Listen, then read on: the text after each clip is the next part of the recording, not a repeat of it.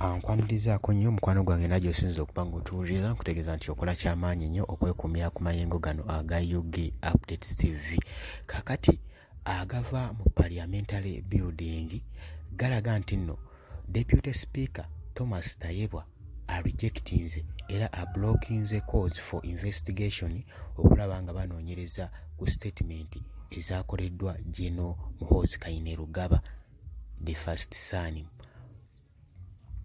Mukwano gwange najjo osinze okutuwuliriza nkutegeeza nti nno nkwanirizaako nnyo okola kyamaanyi. Baganda bange abali e Dubai, abali Saudi Arabia, abali Nairobi, abali Canada, mwena mbalamusizaako, abali US, UK, mwena mukola kyamaanyi nnyo okwekuumira ku mayengo gano aga UG Updates TV.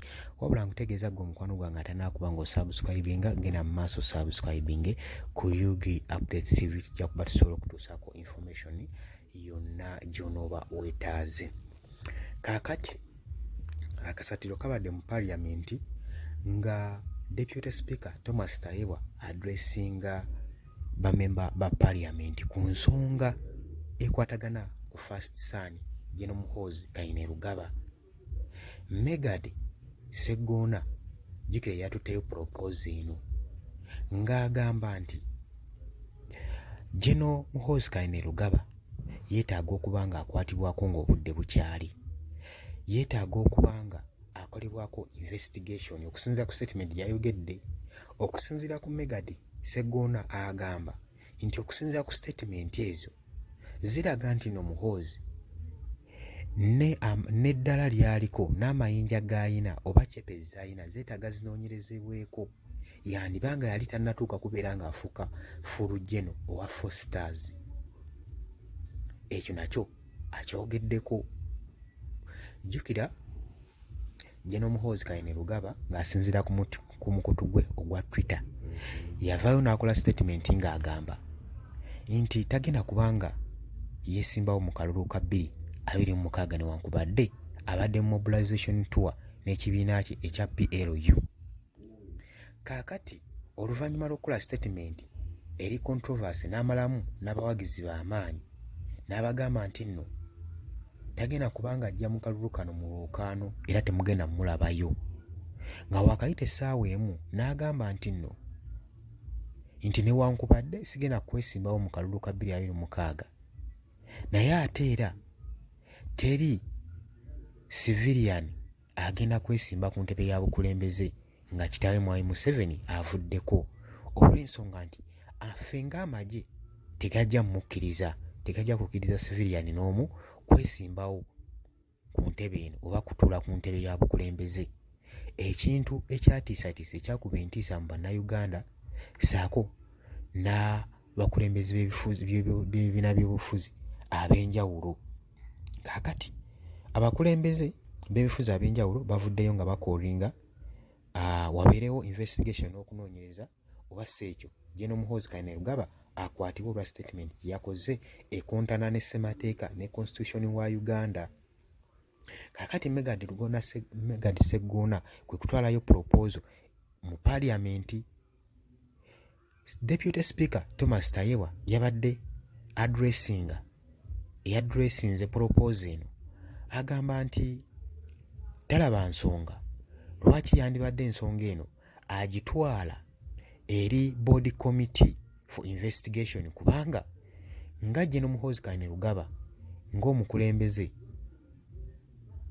nga chief wa UPDF force agamba nti nno ng'amagye military base bayina codes zaabwe, bayina n'amateeka gaabwe ge bagoberera, bayina codes of conduct zibatambuliramu, era nga Thomas Tayebwa agamba nti yalabye dda ba generals ne ba officers abasinga nga bagenzeeyo dda eri baawubyeyo olugere eri owa General,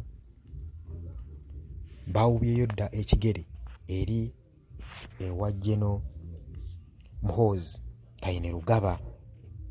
Kaakati ye talaba nsonga lwaki parliament agifuula board of conduct asobole okuba nga asindika ensonga eno mu parliamentary committee okuba nga bagikolako investigation. Jjukira nti nno olunaku olw'eggulo lawyer state lawyer yavuddeyo n'apatitioninga First Family omuli Muhoozi Kainerugaba okukussaako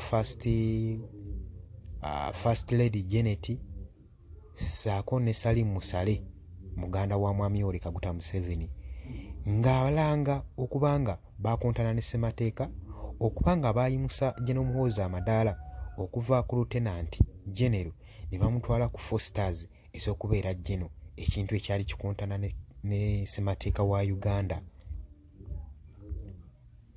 Kaakati ebyo nga bikyali awo ye Thomas Tayebwa ensonga eno agigobye mu Parliament, agamba Parliament tegenda kubeera nga efuuka investigation board era ensonga eno tagenda kubanga agisubjectinga mu komiti okuginoonyerezaako. Agambye nti no ba generals yabalabye dda nga bagendayo ensonga bagikwasaganya nga bba ab'amagye balina disciplinary committees zaabwe ze bayitamu okusobola okulaba singa wabeerawo violation yonna basobola okuba nga badisciplininga oyo yenna comrade mu bo.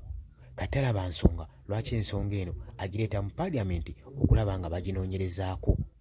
Ye Deputy Speaker Thomas Tayebwa bw'agamba.